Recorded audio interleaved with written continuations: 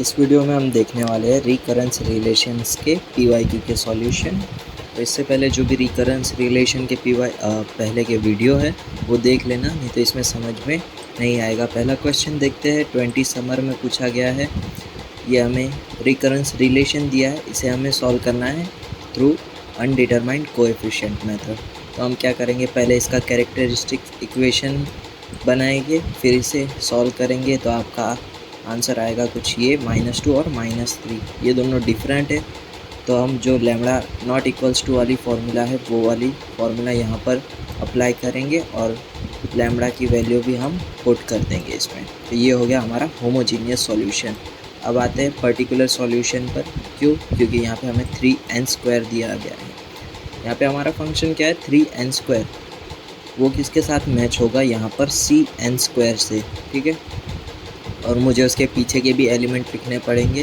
तो इसके लिए मेरा जो पूरा ये इक्विवेलेंट फार्मूला उसका कुछ ये है, तो ये हम पुट कर देंगे यहाँ पर।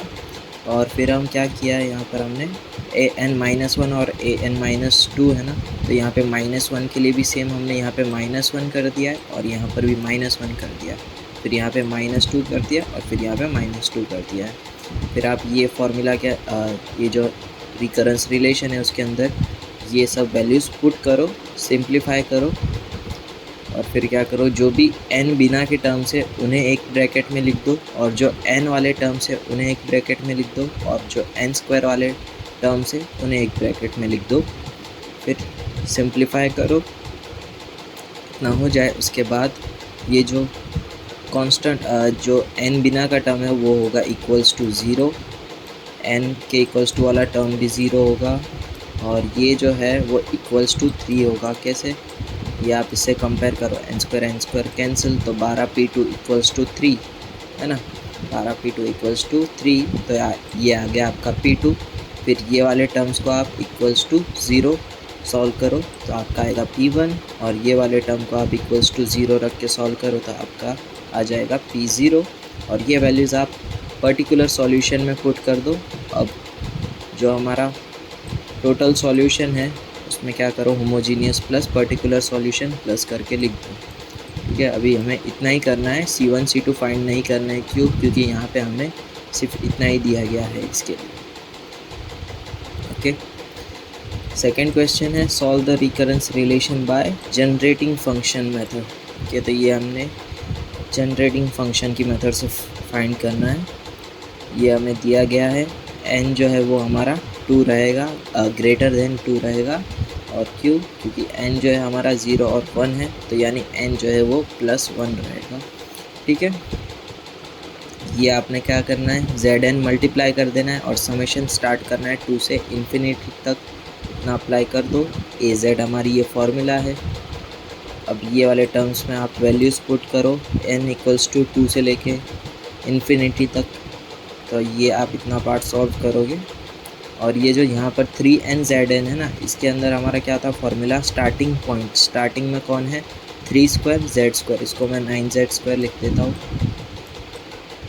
और वो जो फार्मूला थी उसमें क्या था, 1 - r यानी डिफरेंस कितने का आ रहा है, यहाँ पर देखने पर पता चल रहा है 3z का डिफरेंस आ रहा है। तो ठीक है, तो ये फार्मूला आएगी आपकी यहाँ पर, ओके। अब क्या करो, इसको पुट करो, az वाले टर्म्स एक साइड पर रख दो और ये वाले टर्म्स को आप सिंप्लीफाई करो। और यहाँ पर क्या हुआ है, और यहाँ पे a0 a1 की वैल्यू भी पुट करना है। यहाँ पे क्या करना है आपको, अब यहाँ पर टर्म्स जो है बहुत ज़्यादा हो गए, तो यहाँ पर आपको पार्शियल फ्रैक्शन अप्लाई करना होगा। पार्शियल फ्रैक्शन अप्लाई करोगे तो आपका कुछ इस तरह से आंसर आएगा। इसमें शायद मिस्टेक भी हो सकती है, ठीक है। तो जब फिर आप इसको सिंप्लीफाई करोगे तो आपका ABC की वैल्यू ये आ गई और आप इसको सिंप्लीफाई करो तो आपका ये आंसर आएगा, ओके। तो यहाँ पर ध्यान से करना ABC टर्म्स को, क्योंकि यहाँ पे स्क्वायर आ गया, इसके लिए हमें पार्शियल फ्रैक्शन अप्लाई करना पड़ेगा। अब है 20 विंटर में से सॉल्व द रिकरेंस, ठीक है। ये सेम क्वेश्चन हमने किया था, बस यहाँ पर 2n था और यहाँ पे कुछ वैल्यूज़ चेंज हुई होगी और अनडिटरमाइंड कोएफिशिएंट से ही फाइंड किया था, ओके। तो पहले कैरेक्टरिस्टिक्स इक्वेशन फाइंड करेंगे। लैम्बडा सेम आया यानी C1 + C2n, lambda raise to n वाली फार्मूला, और लैम्बडा पुट कर दो 2 फंक्शन है हमारा n प्लस 3 n के लिए क्या आएगा a प्लस बी एन में n है, इसके लिए ये टर्म आएगा p0 p1n p0 p1n। फिर 3n के लिए क्या होगा, पहले तो हमें b यानी ये क्या होगा, आगे है 1 मान लो। अब 3 जो होगा वो होगा हमारा b क्या लैम्बडा के इक्वल्स टू है, नहीं, 3 और 2 डिफरेंट है, इसके लिए b not equals to, lambda वाली फॉर्मूला अप्लाई करनी है p0 bn। ये p0 नहीं आएगा, यहाँ पे हमें p को कंटिन्यू करना है, इसके लिए p2 3n आएगा हमारा आंसर। अब क्या किया है, n-1 और n-2 के लिए लिखा है यहाँ पर हमने। ओके, अब रिकरेंस रिलेशन में आप फॉर्मूला ये सब पुट कर दो, सिंप्लीफाई करोगे, सेम वही है जो हमने वीडियो में देखा था, बस यहाँ पर 2n की जगह पे 3n आ चुका है। सिंप्लीफिकेशन भी सेम है। अब क्या करो, यहाँ पर जो n बिना के टर्म्स है उन्हें एक साइड पर लिखो, n वाले टर्म्स को एक साइड पर लिखो, 3n वाले टर्म्स को एक साइड पर लिखो, तो ये तो इक्वल्स टू 0 रहेगा। n के लिए यहाँ पर 1 मल्टीप्लाई में है, ठीक है, 1 मल्टीप्लाई में है, 1 समझो ये, तो ये वाला टर्म इक्वल्स टू 1 रहेगा। 3n cancel, p2 equals to आएगा 1। ओके, ये भी इक्वल्स टू 1 रखेंगे, पहले ये वाला रख दिया हमने, p1 इक्वल्स टू 1 आ गया इसके लिए। अब ये वाला टर्म सॉल्व किया, p2 1/9 और यहाँ पे क्या है 1 मल्टीप्लाई में, इसके लिए 1 और ये आ गया p2 9 और इसके लिए इक्वल्स टू 0 पुट करो और p1 की वैल्यू पुट करके सिंप्लीफाई करो। पर्टिकुलर सॉल्यूशन आपका कुछ ये आएगा और ये दोनों होमोजीनियस सॉल्यूशन और पर्टिकुलर सॉल्यूशन को प्लस करके लिख दो, ये आपका टोटल आंसर। इसमें भी हमें C1 C2 नहीं फाइंड करना है क्योंकि नहीं दिया इसमें भी। ओके, इसमें लिखा है सॉल्व द रिकरेंस रिलेशन, यहाँ पर देखना n+2 n+1 और n है, ठीक है। अभी तक जो भी हमने क्वेश्चंस किए हैं उसमें क्या था, n-1 n-2 डिक्रीज़ हो रहा था, यहाँ पे क्या है n+2 से स्टार्ट हो रहा है। ओके, और इसके अंदर कुछ कहा नहीं कि कौन सी मेथड से फाइंड करो, तो हम क्या करेंगे 22 विंटर में देखेंगे, ये सेम क्वेश्चन है, उसमें पूछा गया है कि अनडिटरमाइंड कोएफिशिएंट से फाइंड करो, तो हम क्या करेंगे अनडिटरमाइंड से सॉल्व करेंगे। कैरेक्टरिस्टिक्स इक्वेशन लिख दिया हमने, फिर लैम्बडा आया 2 and 3 डिफरेंट है, यानी डिफरेंट वाली फॉर्मूला अप्लाई की हमने, यहाँ पर 2 और 3 पुट कर दिया। ओके, फंक्शन क्या है हमारा 2 है, फंक्शन है 2 इक्वल्स टू 2 है यानी कांस्टेंट यानी p0 an, और ये भी सेम ही आएगा क्योंकि यहाँ पे कोई n तो है नहीं, तो n+1 और n+2 भी p0 ही रहेगा। अब ये पुट कर दो हमारे इक्वेशन में, p0 आएगा 1 और ये हो गया हमारा पर्टिकुलर सॉल्यूशन 1। ओके, क्योंकि p1 क्या है, p0 क्या है हमारा, ये पर्टिकुलर सॉल्यूशन है यहाँ पर, इसके लिए p ये 1 आ गया हमारा। अब दोनों को प्लस करके लिख दो, ये आपका हो गया टोटल सॉल्यूशन। यहाँ पे हमें C1 C2 की कोई ज़रूरत नहीं है फाइंड करने की, बस इसमें इतना ही लिखा गया है इसके लिए। और जो 22 विंटर में सेम क्वेश्चन है उसमें हमें कंडीशंस दी गई है, तो हम क्या करेंगे n=0 पुट करेंगे क्योंकि a 0 दिया गया है, और n=1 पुट करेंगे। ओके, अब यहाँ पे पुट करके आप सिंप्लीफाई करो, यहाँ पे इसको 2 से मल्टीप्लाई किया गया है। ओके, फिर यहाँ से C2 फाइंड कर लिया और इसी के अंदर C2 की वैल्यू पुट करके आप C1 फाइंड कर लो, और ये an के फॉर्मूला में C1 और C2 की वैल्यू पुट कर दो। ये क्वेश्चन है 22 विंटर का, use generating function to solve the recurrence relation. ठीक है, ये सेम क्वेश्चन हमने किया है जनरेटिंग फंक्शन के वीडियो में, और ऐसा सेम क्वेश्चन हमने अनडिटरमाइंड कोएफिशिएंट से भी किया है। ओके, यहाँ पे 217 कहाँ से आ गया, 0 होगा शायद। ठीक है, ये क्वेश्चन हमने किया था शायद 15-10 का फ़र्क है ना, यही वाला क्वेश्चन है। ठीक है, ये वाला क्वेश्चन है, ये हमने वीडियो में देखा था, वही सेम क्वेश्चन है। 22 विंटर लिखा भी है, क्या था 25। ओके, अब 23 समर में पूछा है solve the recurrence relation which represent the Fibonacci sequence, और इसमें हमें f0 और f1 लेना है 1। ओके, ओके, ये जो अभी मैंने ये गिना है ना, वो शायद गलत हो सकता है, ठीक है, गलत हो सकता है। ओके, फिर भी हम देख लेते क्या किया इसमें। हमने पहले क्या करना है, यहाँ पे हमें 1 दिया गया है, तो हमें n क्या रखना होगा, उससे एक कदम आगे रखना होगा, यानी 2 रखना होगा। या फिर आप यहाँ पर भी देख सकते हो, n के साथ माइनस में कौन है मैक्सिमम, -2 है ना, तो आपको n रखना होगा 2, है ना। तो इस तरह से आप देखोगे n हमें क्या रखना है। तो n = 2 पुट किया, पहले तो zn मल्टीप्लाई किया, फिर n = 2 से इन्फिनिटी हमने समेशन अप्लाई कर दिया। यहाँ पर जो हमारा a ऑफ z था उसकी जगह पे हमने यहाँ पर ले लिया है f ऑफ z। ओके, तो सीक्वेंस कुछ इस तरह से बन जाएगा। अब यहाँ पे हमने n की वैल्यूज़ पुट की, ठीक है, यहाँ पर n-1 के लिए वैल्यू पुट करना है और यहाँ पे n-2 के लिए वैल्यू पुट करना है।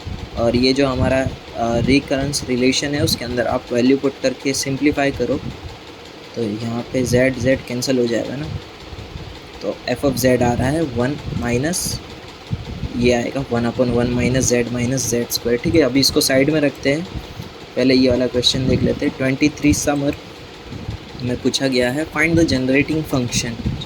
ठीक है, यहाँ पर भी n+2 n+1, ओके, ये दिया गया है, जहाँ पे हमारी इनिशियल कंडीशंस 0 और 1 के लिए दी गई है, और यहाँ पे n > 1 दिया है। ठीक है, यहाँ पे शायद प्रिंटिंग मिस्टेक है, यहाँ पर 0 आएगा। क्यों 0 आएगा वो अभी देखते हैं। ठीक है, अभी तक हमने जो भी पढ़ा है उसके अंदर हम क्या कर रहे थे, 15वां पेज था, 15, इसके अंदर हमारा n क्या हो रहा था, या तो आप a0 से देखते हो तो वो क्या होगा, एक कदम आगे होगा, यानी a0 यानी 0 + 1 1 होगा, या फिर n-1 के साथ जो एसोसिएट में है वो होगा n हमारा। ठीक है, सेकंड क्वेश्चन के लिए देखें तो इसमें क्या होगा, n अगर मैं माइनस के साथ देखूँ तो ये 2 है, तो मेरा n होगा 2, और यहाँ पर 1 है, तो इसके लिए भी मैं फिर +1 करूँगा तो भी 2 आएगा आंसर। इसके लिए मुझे n = अब 2 लेना होगा। तो अब इसके अंदर क्या दिया गया है, हमें प्लस वाला टर्म दिया गया है, यहाँ पे हमें प्लस वाले टर्म्स दिए गए हैं। तो प्लस वाले टर्म्स में हमें क्या करना होगा, यहाँ पर हमें 0 एज्यूम करना होगा। ठीक है, पहले 0 एज्यूम करते हैं। ओके, तो पहले हम क्या करते हैं, 1 की वैल्यू पुट करके देखते हैं यहाँ पे। ठीक है, ये हमारा अभी फंक्शन आ गया। अगर मैं यहाँ पे 1 पुट करता हूँ, ठीक है, तो ये आएगा 1 + 2 और ये आएगा 1, तो ये क्या बन गया, a3z1। ठीक है, तो ये इस तरह से इसका सीक्वेंस जनरेट होगा, और मुझे फिर क्या करना होगा, ये जो पूरा टर्म है वो मुझे a ऑफ z की साइड पर भेजना पड़ेगा। ओके, ये मुझे पूरा टर्म a ऑफ z की साइड पर भेजना पड़ेगा। फिर मान लो कि हम सॉल्व कर रहे हैं, a0 और इसकी वैल्यू पुट करने का टाइम आ गया। a0 पुट कर दिया, a1 पुट कर दिया, क्या a2 है हमारे पास, a2 नहीं है हमारे पास, तो या फिर हमें a2 दिया होना चाहिए, या फिर n जो है वो 0 रखना चाहिए। तो यहाँ पे 1 नहीं आएगा, अगर 1 है तो फिर यहाँ पे a2 की वैल्यू देनी पड़ेगी इन्हें। ओके, तो यहाँ पे ये मिस्टेक है, और यहाँ पे 0 रख सकते हो या फिर, तो हमने क्या किया है, 0 से हमने ये पूरा क्वेश्चन गिना है। ठीक है, तो आपको जब ये प्लस वाला टर्म दिया हो और आपको n डिसाइड करना हो, तो आप क्या करो, इसके अंदर वैल्यू पुट करके चेक करो कि कोई एक्स्ट्रा टर्म तो नहीं मिल रहा है ना, जिसकी वैल्यू हमें नहीं दी गई है, जैसे कि यहाँ पर a2, तो वो होगा हमारा n। तो इस तरह से आपको प्लस वाले के लिए n सिलेक्ट करना होगा। ओके, है ना। अब ये क्वेश्चन स्टार्ट करते हैं।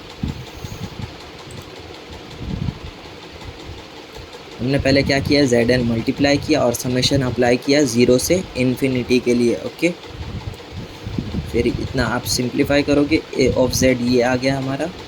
अब वैल्यू पुट करो। ओके, तो यहाँ पे क्या चेंज आ रहा है, a2z0 यानी a2 + a3z a4z², यानी a2 के साथ क्या होना चाहिए, यहाँ पर z² होना चाहिए। अगर मुझे ये टर्म मैच करना है तो फिर मैं क्या करूँगा, z² से मल्टीप्लाई करूँगा और z² से डिवाइड कर दूँगा। ठीक है, ये z² से डिवाइड किया और z² यहाँ पे हमने मल्टीप्लाई कर दिया, तो ये वाला पूरा टर्म इतना बन चुका है।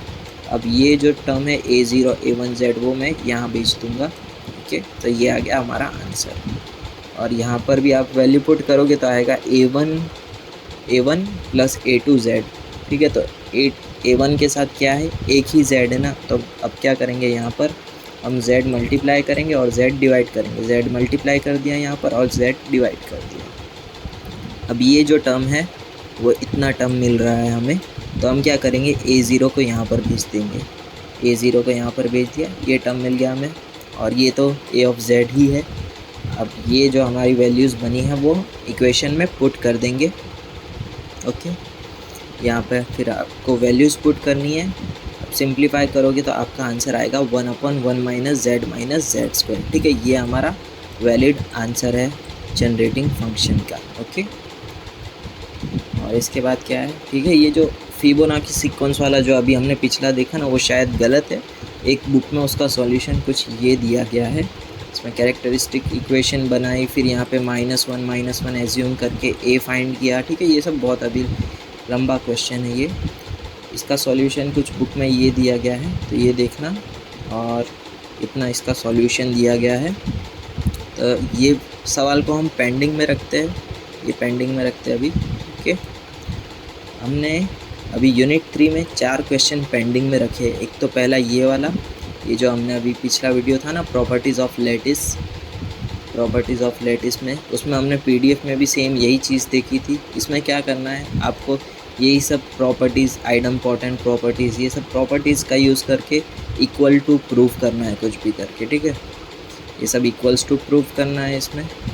और एक ये R1 R2 R3 वाला क्वेश्चन हमने बाकी रखा है, और एक ये सेम वही है, बस इसको भी हमें प्रॉपर्टीज़ का यूज़ करके प्रूव करना है। और एक ये फिबोनाची सीक्वेंस वाला, ठीक है। तो ये 4 क्वेश्चन हमने पेंडिंग रखे हैं। अगर टाइम मिला तो फिर हम किसी वीडियो में इसे सॉल्व करेंगे।